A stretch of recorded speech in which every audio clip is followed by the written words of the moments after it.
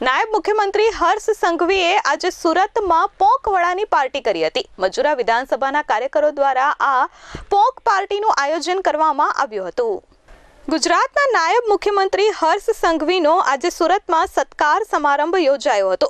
ઓરવિલ યુવક મંડળ અને પૂનમ નહેર યુવક મંડળ દ્વારા શુભેચ્છા પાઠવવા આ કાર્યક્રમનું આયોજન કરવામાં આવ્યું હતું। સુરતના ભટાર વિસ્તારના ઉમાભવન હોલ ખાતે આ કાર્યક્રમ યોજાયો હતો, જ્યાં મોટી સંખ્યામાં કાર્યકરો ઉપસ્થિત રહ્યા હતા।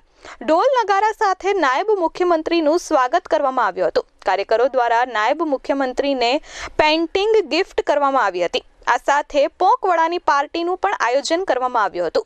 વર્ષોથી મજૂરા વિધાનસભાના કાર્યકરો સાથે ધારાસભ્ય હતા ત્યારથી જ નાયબ મુખ્યમંત્રી પોંક પાર્ટીઓ કરતા હતા, ત્યારે ફરી વખત એ જૂની યાદોને વાગોળી હતી અને હર્ષ સંઘવીએ પોંકની લિજ્જત માણી હતી। શિયાળાની ઋતુમાં સુરતનો પોંક એ ગુજરાત અને દેશભરમાં ખૂબ પ્રખ્યાત છે અને ખાસ કરીને સુરતીઓ એટલે બધા મોજી લાલાઓ છે। શનિ રવિવારે પરિવાર જોડે, મિત્ર મંડળ જોડે વર્ષો પહેલા સુરતમાં અડાજણ વિસ્તારમાં પોંક પાર્ટી લાગતી હતી, જ્યાં હજારો લાખો લોકો પોતપોતાના પરિવાર જોડે પોંક ખાવા માટે ખાસ કરીને જતા હતા। હવે સુરત શહેરના ચારે ખૂણાઓ પર પોંક પહોંચ્યો છે અને માત્ર સુરત શહેર નહીં પરંતુ અહીંયાથી બરોડા સુધીના હાઈવે પર તમને આ પોંક મળશે। આ પોંક એ દેશમાં બીજા કોઈ સ્થાન પર તમને આટલો સરસ પોંક નથી મળતો, એટલે પોંક માત્ર સુરતમાં નહીં પરંતુ દેશ સુધી પહોંચ્યો ને તો વિદેશમાં બી ખૂબ મોટા પાયે એક્સપોર્ટ થાય છે।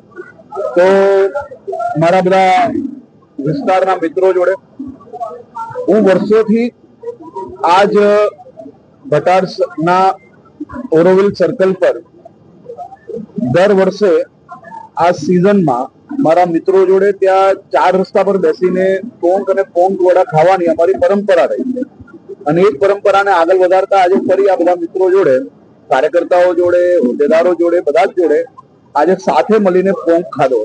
એમ કહેવાય છે કે પોંક ક્યારે એકલા ખાવાનો આનંદ નથી આવતો, પોંક જ્યારે તમારા મિત્રો જોડે, તમારા પરિવારજન જોડે અને ખાસ કરીને પોંક ક્યારેય પોતે બધા અલગ અલગ પોતપોતાની થાળીમાં નથી ભરતા હોતા, બધા જ લોકો સાથે મળીને ખાતા હોય છે અને આનાથી પ્રેમ, લાગણી આ બધું જ વધતું હોય છે।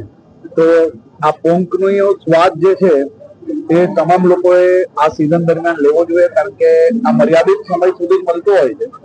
પછી પોંકની સિઝન પૂર્ણ થયા પછી આખું વર્ષ પોંક માટે લોકો રાહ જોતા હોય છે, એટલે તમામ લોકો સુરતમાં પધારો અને આ પોંકનો આનંદ લો, પોંક ખાઓ। આ વર્ષો વર્ષની અમારી પરંપરાઓ છે ને એ જ પરંપરામાં આજે સૌ કાર્યકર્તા મિત્રો જોડે અહીંયા પોંક ખાવા આવ્યા।